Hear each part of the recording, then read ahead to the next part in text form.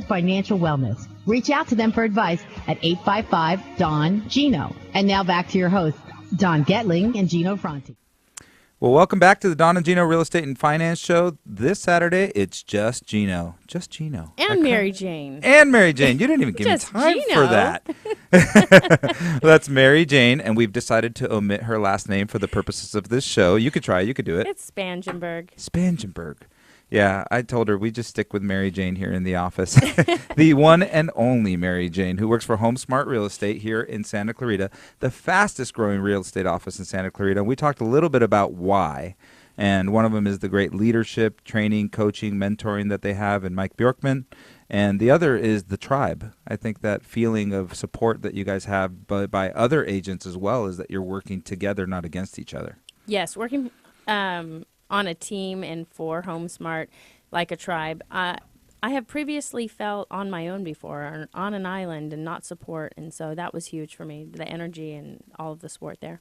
Well, one of the things we talked about in the last segment, and if you missed it, you can go to donandgino.com, and you'll find all of our shows for almost 6 years now that are logged on our YouTube channel. That's probably my favorite thing that we have is our YouTube channel.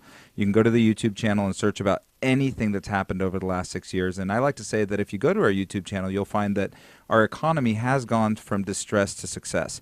You know, you're looking at when our show first started 6 years ago, everybody was losing their house. Everybody was declaring bankruptcy. The show was about credit cards, debt settlement, overwhelmed with debt, short sales, foreclosures, REOs. That's what dominated the subject lines of our radio shows.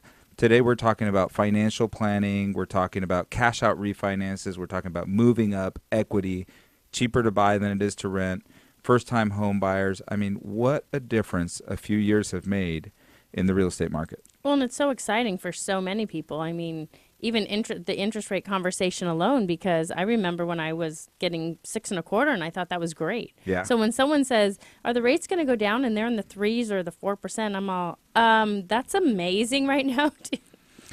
So my favorite term is that it's free money, right? There you So go. if the Fed says their target interest rate is their target inflation rate is somewhere between 2 and 3%, and you're borrowing money between 3 and 4%, and it's tax advantaged, not tax deductible. Speak to your CPA regarding that. It's tax advantaged borrowed funds. You're technically going to be able to arbitrage that as a zero, and you're basically borrowing the money for free. So why not buy something? We're pounding that table all the time, and our crystal ball has been spot on. I mean, Don and I have been saying since late 2009, you have to buy now. You have to take action. Right. And if you would have, as some of our clients have, they made a killing the last few years. I mean, property values here in California have just been growing at an alarming rate, and now stable. Now back down to the normal 5 or 6%. And you say, well, that doesn't sound very exciting. Sure does on $500,000, doesn't it? Yes, absolutely. Yeah, I'll take an extra $25,000 a year. You take an extra $25,000 a year? Absolutely. Every Right. day. Every year, right? How many years will you want to do that for? Every year of my year. life. So I'm going to go back a little bit. We discovered that your passion is in first-time home buyers, and that's something that you were passionate about and something that was being neglected in the Orange County market, and something that you continued with that passion now here on your team at HomeSmart. So tell us a little bit about how that looks. Where do these first-time home buyers come from? How do you meet them? And why is their story different than someone else? Well, I think their story is different because it's more of an education process. A first-time home buyer, when you're talking to them, it takes a little bit of time for them to even embrace the concept and the idea of home ownership. It sounds exciting. They know their parents own a house, but there's so many misconceptions out there that it takes time for them to get excited and know what is actually possible.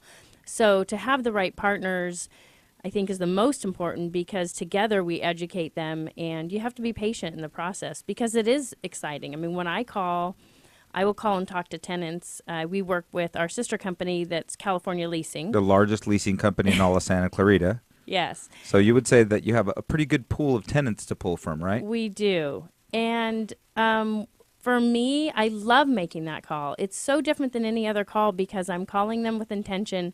I'm so excited to share something with them. Let's say their rent is $2,500, $2,800, $3,200. I'm excited to tell them, do you know that's a house payment?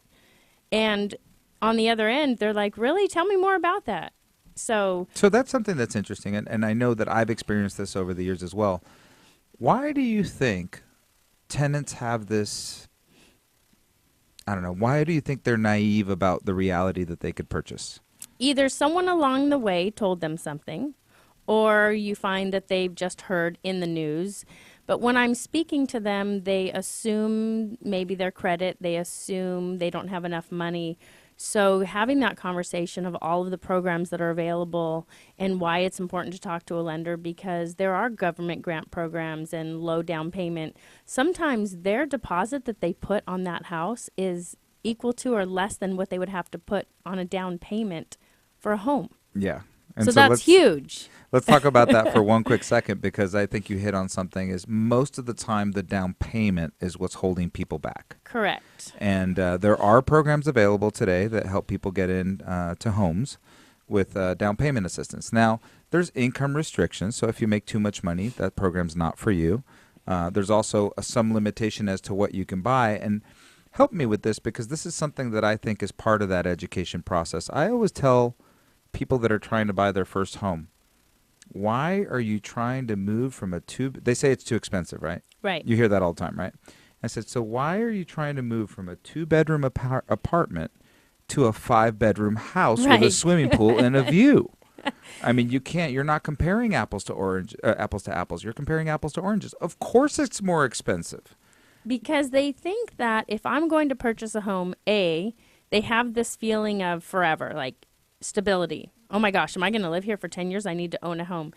And they go from, if I'm going to purchase a home, just like a car, I need to purchase the biggest, the best, the everything out there. So it's explaining to them, wait a minute, let's start at A, which may be a condo, maybe the 2 or 3 bedroom, build up some equity, and then move up to eventually you're going to get to that dream home. But they aren't buying because they're thinking, bling, dream home, like you said, 5 bedrooms, the pool, the view.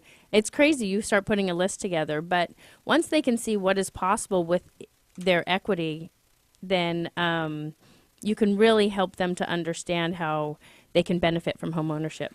Yeah, so I think that's one of the most critical pieces, that our job is to educate them to say, buy something maybe a little better than what you're in today. I understand that necessity to want to buy something a little better, but don't make the jump, don't make the leap, because that's what makes it difficult. And that's where people have made mistakes in the past before and bought, just like you said, you don't go out and buy a Ferrari. Right. You went out and you bought something reasonable. Maybe you own a Honda Accord or whatever it is. Do the same with a home, and at least you have an appreciating asset instead of a car, which we know is always a depreciating asset. So I struggle with this personally all the time. I mean, I have a car that I drive that's built in '08, and people are like, why don't you buy a new car? Why don't you buy a new car? And I'm like, it's not important. It's not important. It's not important. It's not important. I love my car, but it's not important. I keep trying to brainwash myself into not buying a new car because I know there's so many more places I can use my funds better.